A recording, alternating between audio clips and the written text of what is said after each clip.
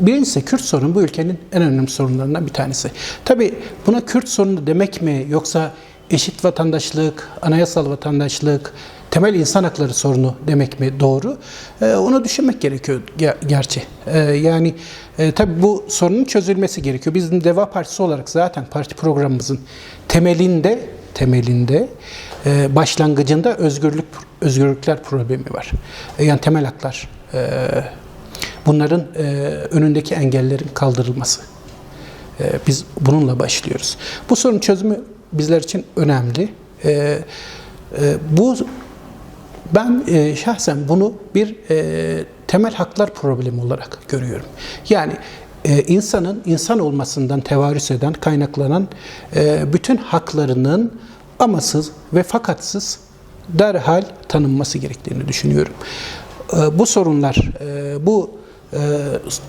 haklar önündeki engeller ortadan kaldırıldıktan sonra zaten büyük oranda bir rahatlama sağlanacaktır. Bunun için bir anayasal güvence sağlanabilir diye düşünülür ama aslında anayasanın 10. maddesinde bütün vatandaşların eşit olduğuna yönelik bir düzenleme zaten var. Önemli olan düzenlemenin olup olmaması değil.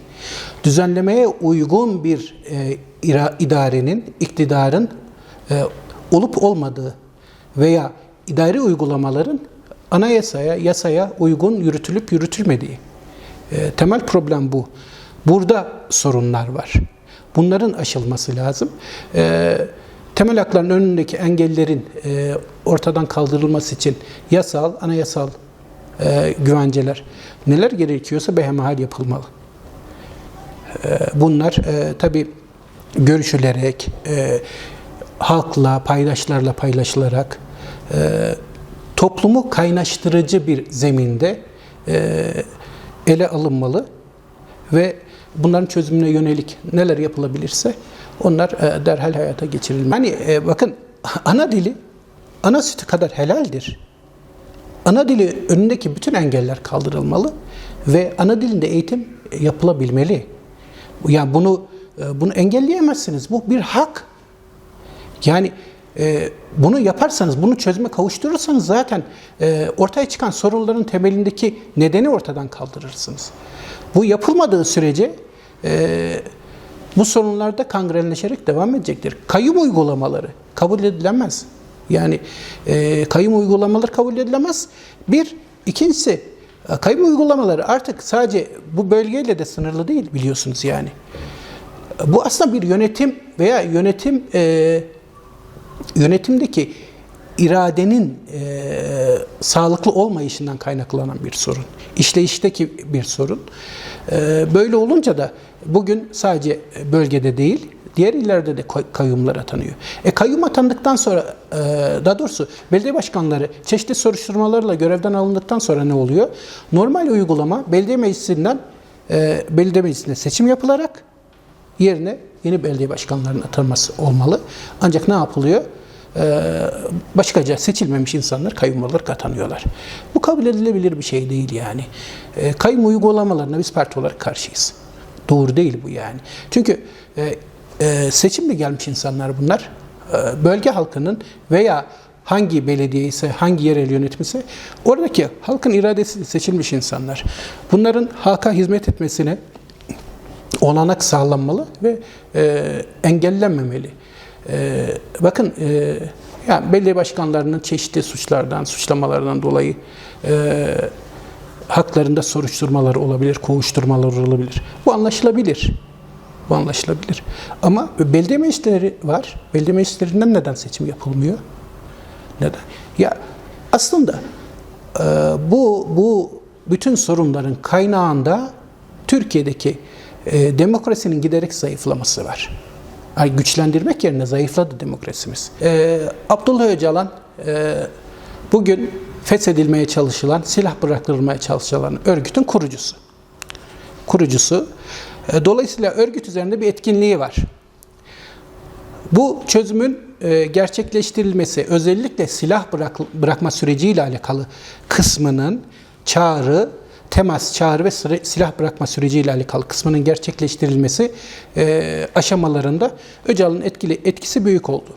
Yalnız bundan sonraki aşamaların gerçekleştirilmesi için, hukuki düzenleme aşamalarının, anayasal düzenleme aşamalarının gerçekleştirilmesi için bunlar için yani benim kanaatim bir müzakereye ihtiyaç yok. Devlet behemehal bütün düzenlemeleri yapmalı yani. Sorunun sona erdirilmesi adına. Süreç başladığında biz şunu söyledik, %5 de olsa çözüm ihtimali, biz bu ihtimali destekleriz dedik. Ve destekledik bugüne kadar. Bugüne kadar destekledik. Bundan sonra da Abdullah Öcalan'ın statüsü çözümün gerçekleştirilmesinin önünde bir engel olarak da sunulmamalı. Ona da çok dikkat edilmeli. Yani bu süreç sahili selamete ulaşmalı, selamette sonuçlandırılmalı. Ancak şuna dikkat etmemiz gerekiyor bence. Bu sürecin bir numaralı muhatabı Sayın Cumhurbaşkanı'dır. Çünkü Cumhurbaşkanlığı hükümet sisteminde Cumhurbaşkanı'nın ağzından çıkan her şey gerçekleştirilir. Gerçekleştiriliyor. Öyle değil mi yani?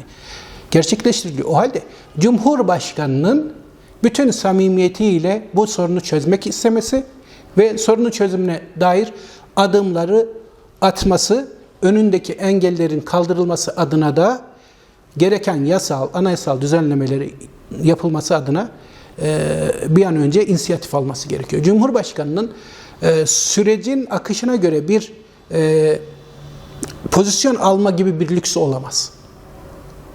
Cumhurbaşkanı derhal çözüm iradesi doğrultusunda zaman zaman açıklamalar oluyor cılızda olsa ama daha güçlü bir inisiyatif alması gerekiyor. Biz bu sorunun çözümü adına, çözümün gerçekleştirilmesi adına bu ülkenin daha müreffeh, daha hak ettiği şekilde yaşayan, daha adil yönetilen bir ülke haline getirilmesi için elimizden gelen her şeyi yapmaya hazırız. Şimdi tabii bu işin bir güvenlik bürokrasi boyutu var. Şimdi sürecin işleyişi aynı zamanda bu işleyiş sürecinin aşamaları itibariyle geldiği noktanın kontrol edile süzgeçten geçirile takip edilmesini gerektiriyor. Güvenlik boyutunu bilmiyorum doğrusu. Ancak siyasi boyutu, eğer siyaseten bir sürüncemede bırakma iradesi var ise ben bunun seçim odaklı olduğunu düşünüyorum.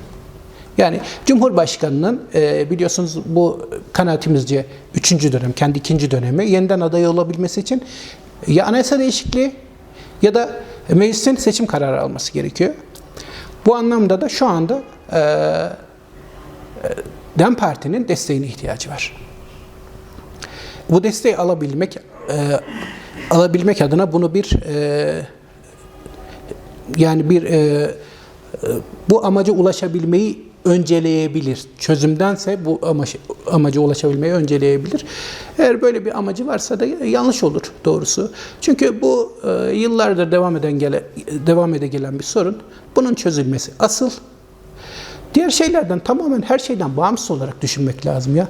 Ya insan hakları sorununu, temel hak ve hürriyetler sorununu, yalnız şunu unutmayalım. Temel hak ve hürriyetler sorunu sadece Doğu ve Güneydoğu'daki halkımız için geçerli olan bir sorun değil. Alevi halklar için de geçerli bir sorun. Diğer gruplar için de geçerli. Yani bu anlamda bir sürü dezavantajlı grup var. Yani insanlar bu sorunları yaşıyorlar. Topyekün bir demokratikleşme ve özgürlük sorunumuz var aslında bizim. Ya şöyle düşünün, topyekün, demokrat, özgür, müreffeh bir toplumda herkes bu topluma, bu ülke kendine ait hisseder ve elinden geleni de yapar zaten. Ama siz kimlik siyasetiyle işte ya bendensin ya ondansın siyasetiyle hareket ederseniz hiç kimse o zaman taraf seçmek zorunda kalır.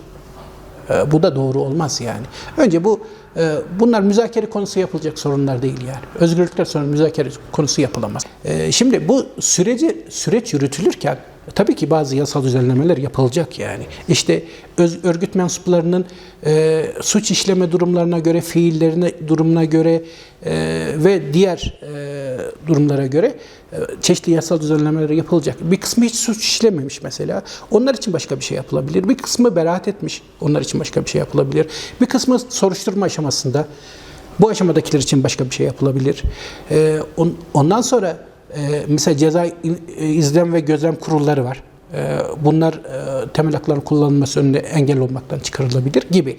Bir sürü ceza infaz kanununda düzenlemeler yapılabilir. Türk Ceza Kanunu'nda düzenlemeler yapılabilir. Bunlar yapılabilir. Ama dediğim gibi esas amaç özgürlük, müreffeh bir toplum oluşturma ama kamu düzeni ve güvenliğinde tehlikeye atmama. Yargı bu konuda bir karar verdi. Sonuçta bu temize gidecek. Temizde de bir karar verecektir ama o kararda benim eleştirebileceğim, daha doğrusu dikkat edilseydi daha iyi olabileceğim dediğim konu şu. Orada irade sakatı halleri var. İrade sakatı. Yani işte çeşitli paraların verildiği, çeşitli menfaatlerin sağlandığı ve bu yolda delege iradesine müdahale edildiği yönünde iddialar var. Bunun için de savcılık Ankara 26 Ağustos diye cezada bir dava var.